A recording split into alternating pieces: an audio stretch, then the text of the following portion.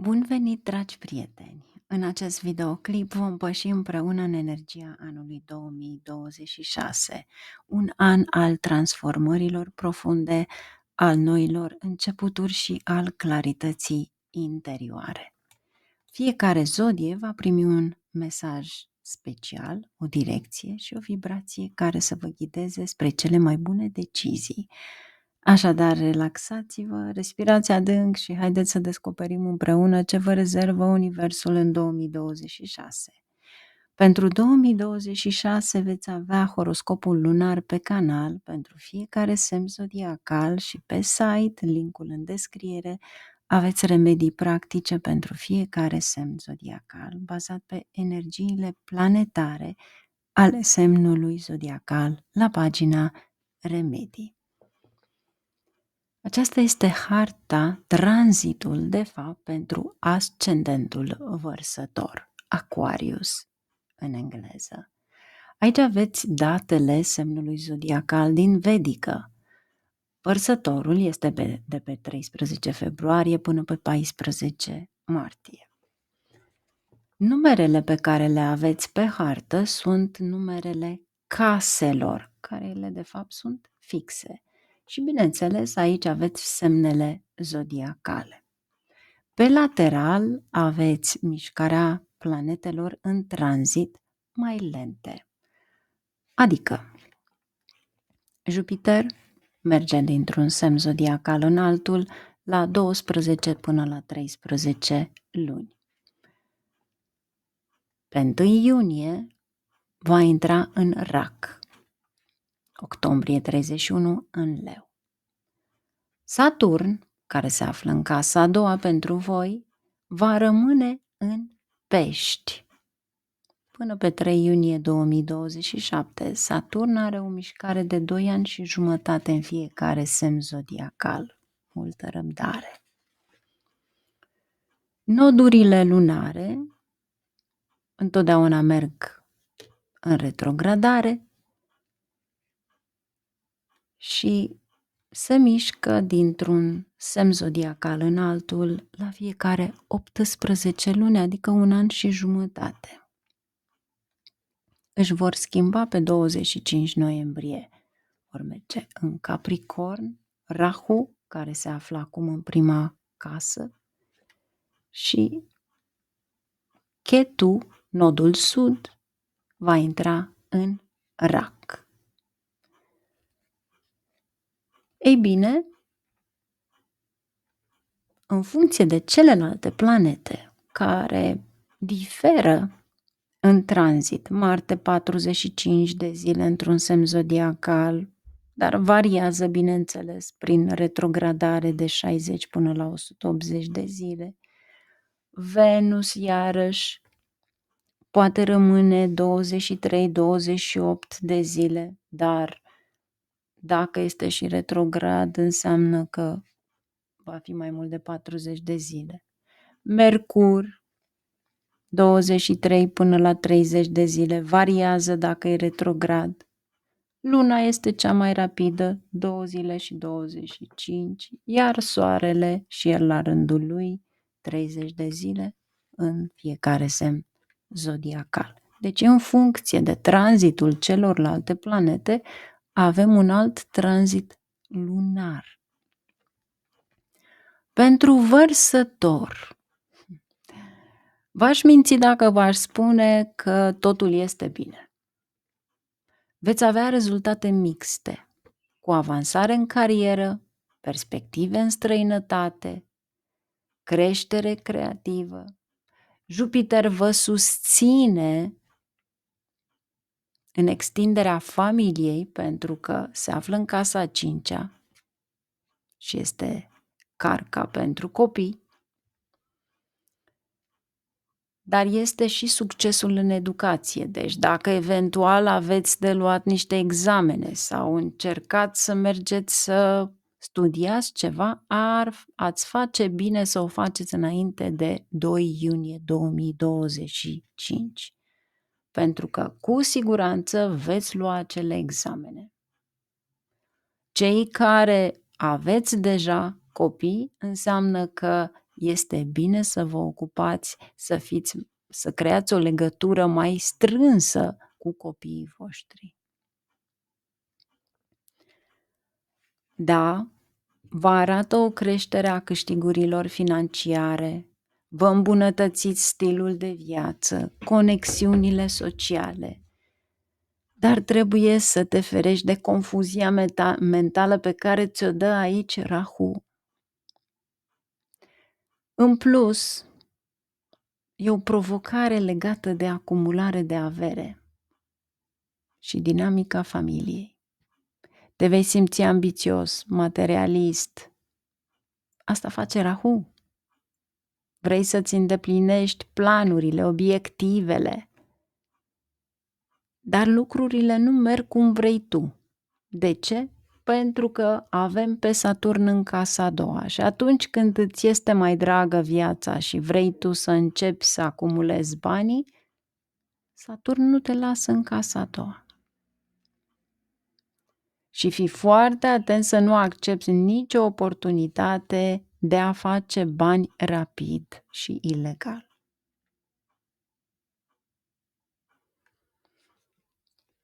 Confuzia va fi aici cu Rahu până în decembrie, la începutul lui decembrie.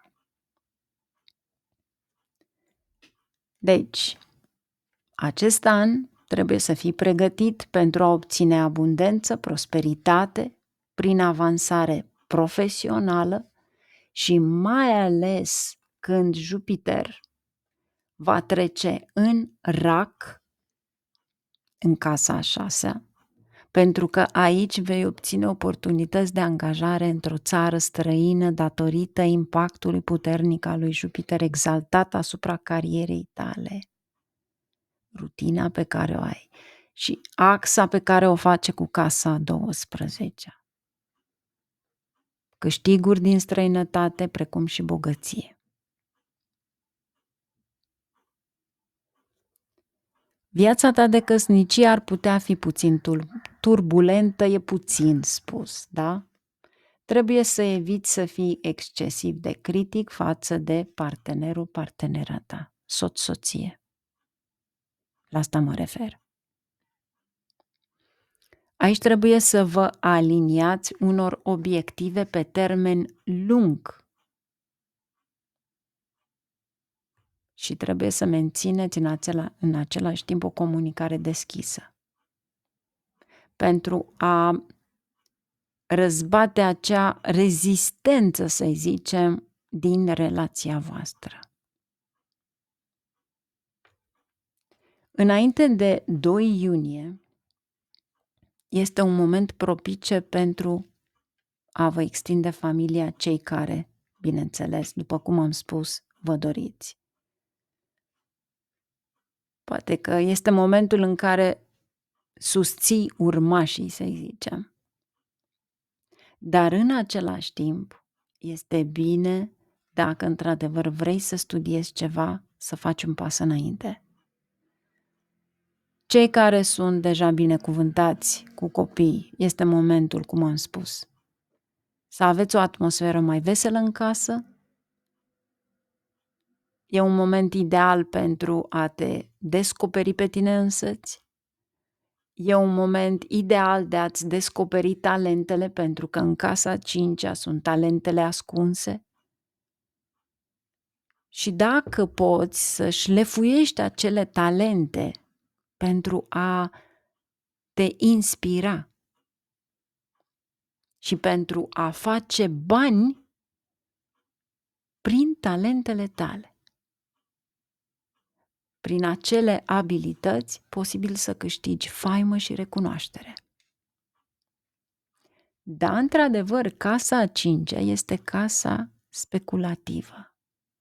Poți genera câștiguri financiare, dar ți se recomandă să faci investiții echilibrate. Dacă eventual vrei într-adevăr să faci niște cursuri sau poate să studiezi academic, să știi că este la îndemâna ta să treci examenele cu brio. Încă o dată, fii foarte atent la cheltuielile pe care le faci, pentru că în momentul în care vrei să economisești, exact cum am spus, posibil să apară niște cheltuieli neprevăzute. Care este soluția? Îți sugerez să investești prudent în o schemă guvernamentală fiabilă, în imobiliare, în obligațiuni de aur sau să faci investiții străine. Consultă-te cu partenera ta și faceți acest lucru, pentru că cu siguranță banii tăi se vor înmulți. Cu Saturn în casa a doua, sigur va exista o tensiune în relațiile de familie. Sigur va exista poate o ceartă sau niște cuvinte detașate, reci, dure. În ciuda intențiilor pure, s-ar putea să vă fie greu să vă exprimați emoțiile cu căldură și răbdare, ceea ce poate duce la ciocniri de ego și neînțelegeri în cadrul familiei. Nu uitați, casa a doua este casa în care ați învățat să vorbiți. Dar tot aici este casa în care este esențial să vă alegeți cuvintele cu înțelepciune și să țineți cont de emoțiile celorlalți când sunteți acasă. Și nu ar strica un strop de planificare financiară, o alegere atentă a cuvintelor, pentru că numai așa poți profita la maxim de acest an. Dacă tu în 2026 vei stârni talente creative cu casa a cincea, vei lua în considerare îmbunătățirea abilităților tale de pregătire, de instruire, asta înseamnă că apar noi oportunități viitoare.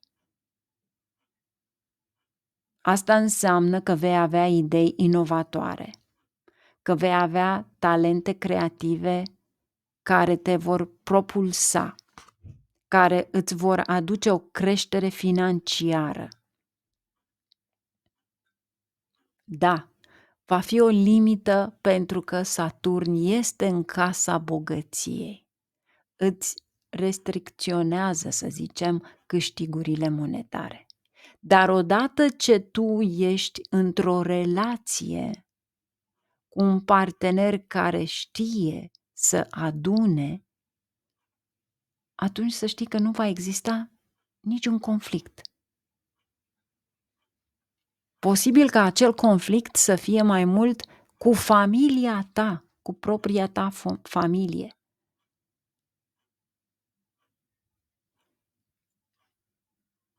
În 2026 trebuie să citiți cu atenție documentele legate de imobiliare, de finanțe. Evitați să luați decizii impulsive. Sporește-ți creativitatea pentru a trece peste eclipsa concurenței, să zicem. Evitați să aveți așteptări nerealiste, pentru că asta face Rahu în prima casă. Și nu urmăriți câștiguri rapide, pentru că nu vor fi. Nu amâna. Fii consecvent și disciplinat. Perioada iunie-octombrie îți va îmbunătăți abilitățile și va aduce promovări datorită exaltării lui Jupiter. Lunile noiembrie și decembrie sunt potrivite pentru networking, colaborări. Da, posibil Saturn să-ți întârzie câștigurile, dar cu siguranță îți va da câștigurile respective. Trebuie doar să ai răbdare și să existe o disciplină. Saturn îți va elibera câștigurile doar după ce îți va testa sinceritatea și perseverența. Asta face. Nu uitați, cu cât vă doriți mai mult un lucru și dacă nu ești sincer cu tine, Saturn întotdeauna întârzie ceva. Dar vedeți voi, el întârzie și în bun și în rău. Cu cât îl testați mai mult, cu atât vă testează el mai mult. Dar dacă tu ești sincer și perseverent, atunci, pe o lungă perioadă de timp, financiar tu nu vei avea probleme. Jupiter îți va stimula creativitatea. Persoanele care lucrează în domenii legate de educație, comunicare, speculații sau orice alt domeniu creativ vor beneficia în ceea ce privește finanțele și creșterea carierei, cu siguranță.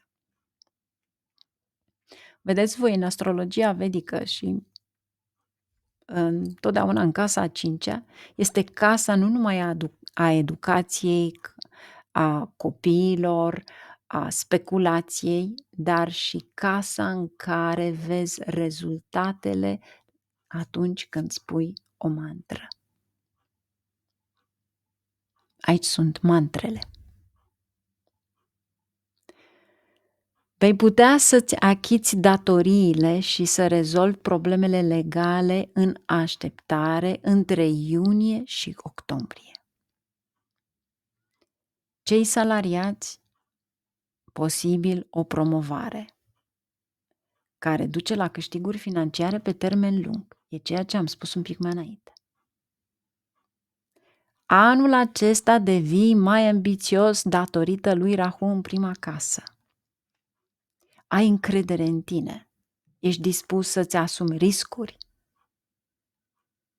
Cu toate acestea, nu trebuie să iei decizii pripite bazate pe excesul de încredere și să-ți asumi doar riscuri calculate. Cheltuielile familiei tale vor crește și va trebui să-ți planifici bugetul cu strictețe pentru a evita dificultăți financiare.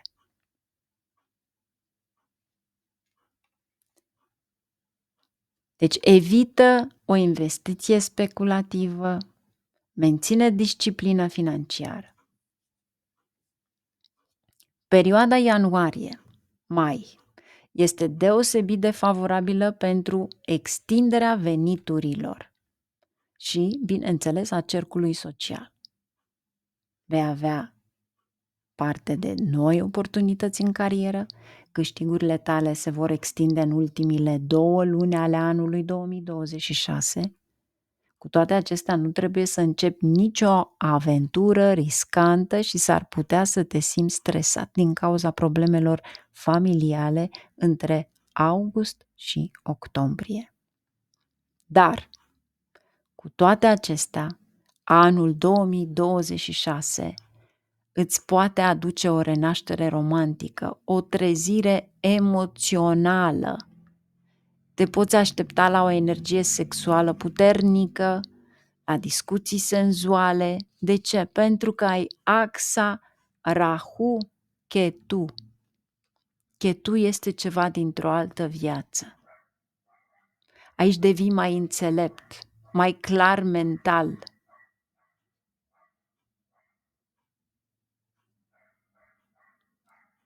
În schimb, poate aduce și altceva.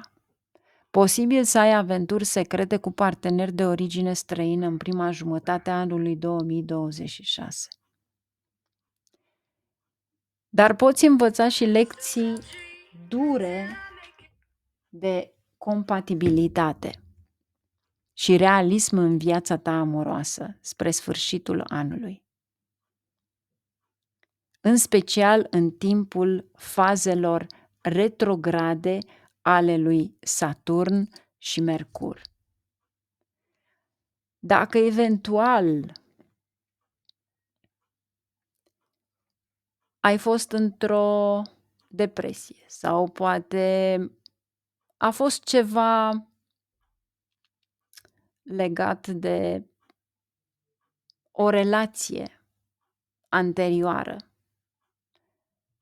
în care sufletul tău nu a fost pregătit să primească dragostea, romantismul, să știi că vei trece peste asta. Și asta o vei trece în perioadele benefice ale lui Mercur și Venus. Pentru că numai atunci vă permite la amândoi să construiți o legătură sănătoasă unul cu celălalt. Deci fiți foarte atenți la ceea ce veți face din ianuarie. O infidelitate va aduce cu picioarele pe pământ. Pentru că numai atunci realizați cine este de fapt partenerul vostru de viață. Iar acea atracție pasională vă va aduce probleme, mai ales în timpul fazelor retrograde a lui Saturn și Mercur. Pentru că asta se întâmplă într-o retrogradare.